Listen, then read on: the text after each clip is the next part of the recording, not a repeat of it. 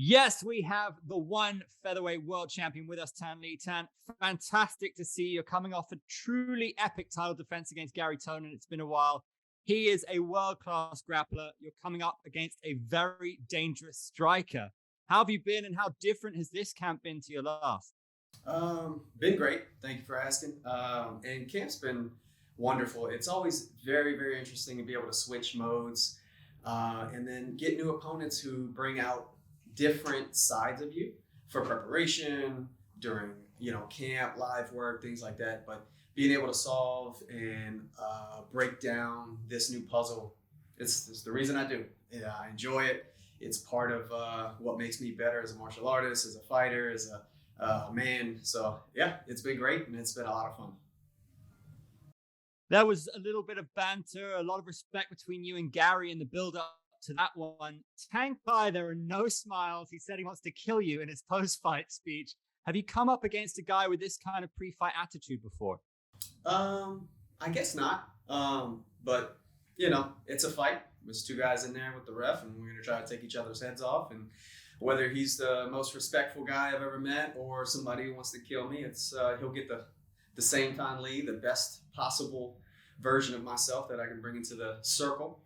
No matter what, I'm always doing exactly the same things, following what I believe is the right plan at the right time to get me to the point where I can be successful in defending this belt. Um, I like to hang my hat on being calm, collected in the fire, and that's just one extra thing to prove that, yeah, I am calm, collected during any kind of talk, any kind of fire, any kind of back and forth. He's painted as young, hungry, explosive, powerful, but is his eagerness to take your head off going to count against him here? It just depends. I think that is going to make him more dangerous, which is something that's on the on the alert side of things, and making sure that we got to make sure we're on point. But it also that's the way martial arts works, right? I guess that's the way life works. It's kind of a balance, a zero sum. So if he's going to send more danger my way, that usually means there's a little less defense in the attack side of things from my side. So there's always a give and take. He's a very good fighter, very skilled, smart guy. I think he's going to approach it in the right manner. But yeah, if he comes out guns a blazing, we're ready for that too.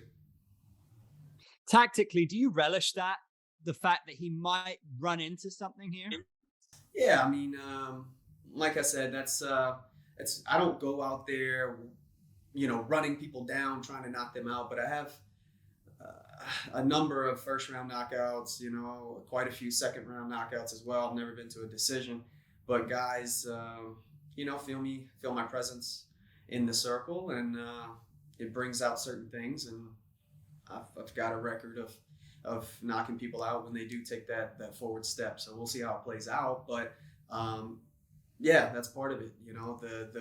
The quote unquote bad guys always control, what weapons and what choices and decisions I make based on their approach. And I think that's, based on my last few fights, you've seen when those knockouts came because of the approach that the other guy has brought to the table. Who, in your words, is the better striker?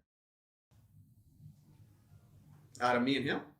I mean, in my words, I think it's me. You ask him, he's going to be him.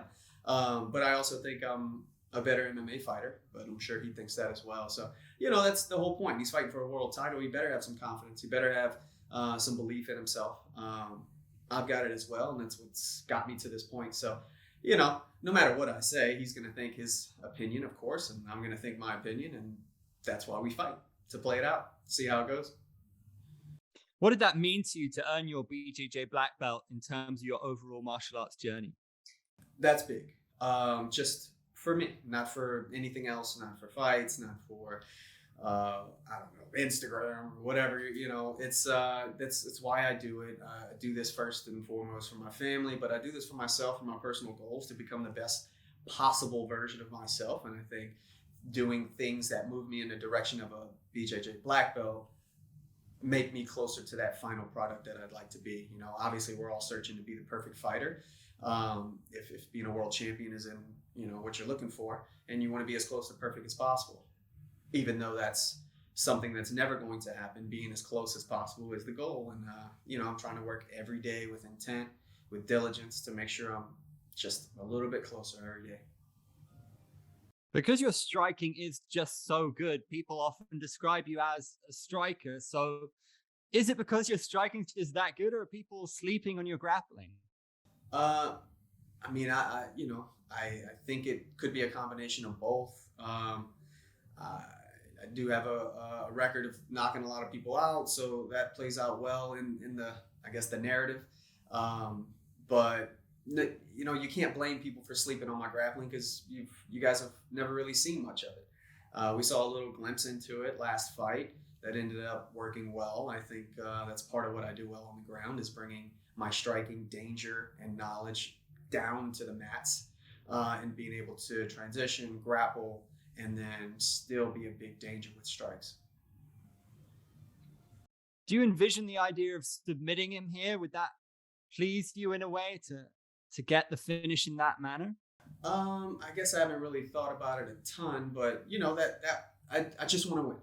We want to go out there. I want to keep this belt. I want to prove to myself and my family that we belong as world champions, and I belong with this belt around my waist. And it's going to be nice to get that new world title wrapped around that new one belt. And that's the goal. And we just want to go out there, perform well, be the best version of myself, and it'll play out how it plays out. Did you watch his knockout against Kim Jae-won, and were you impressed? Yeah, I was there at the event. It was a great event, fun to watch. Obviously I was paying attention to that fight. The main event was amazing. It was just overall one of the best things I've seen live. But his fight in particular, obviously I was paying attention to it because we knew that was a number one contender fight. It was a good fight. I think Kim, made a couple of big mistakes, and he paid for it. And that's what guys that I'm going to fight every single time from here on out are going to do. You make a big mistake, you're going to pay for it. And Tankai did his job and finished it. And if I go out there and make the same mistake, he'll go out there and finish me. So we got to make sure we're on the good side of that. What do you think of when you hear him kind of talking trash to you? What's your reaction? This blank, nothing. I go out there and do my job no matter what. I get words, I get faces, mean mugs. That don't bother me. In his words, I'm too old for that. As a champion, you are one of the best fighters in one championship right now. You've proven it. Does it spur you on when you see people like Rainier Derrida, who may be also in the running for the best pound for pound fighter in the division or in the promotion? I like all those guys. RDR is awesome. Spoken a little bit, message back and forth. Great fighter. But yeah, I don't pay too much attention to that. I'm trying to be the best version of myself. If that happens to make me the number one best fighter in the world, then awesome. I would be proud of that. But that's not something I'm searching for. It's not like that's something hanging over my head that's going to, give me any more fire, because I couldn't possibly have any more fire. I do this for my family. I do this for my son, my daughter, my wife, my mom, dad, brother. Like I do it for my inner circle, and there's nothing in this material world that could make me want to be better than that. How much does it give you momentum that you're on this crazy streak? He's also on a streak as well. Does that give you a little bit of extra motivation to end his streak as well? I think it does wake you up in the morning for camp. You think about those things like, man, this guy's really good. So was the last guy I fought, and so was the guy before that. You know what I mean? And that's why I do this, to fight the baddest guys on the planet. He's one of them. He's earned his spot. And this is why I do this sport. It wakes you up, gets you into camp, keeps you motivated, keeps you moving in the right direction, makes you put in the extra hours. But to me, that person is a skill set. That person is dangers that he brings into the circle with a blank face. I don't care who he is. I care what he does as a fighter, and I care what skills and dangers he presents, and I've got to solve that puzzle. You have a lot of dangerous weapons. Which have you been sharpening recently, would you say? What are you looking to showcase here? Um, that's a good question. I think without giving too much of any kind of game plan, I think mixing my striking completely, bringing all of my weapons to the table is going to be big. Whether that's close range stuff, whether that's long range things that you guys have seen me do in the past, and then the job is to mix that all really well, accordion style, to bring that in, bring it out, be able to attack at the right moments. What do you think his most dangerous weapon is? He's got a lot. He's got speed, power. He's a sharp guy. That left leg brings some danger. That left hook brings some danger.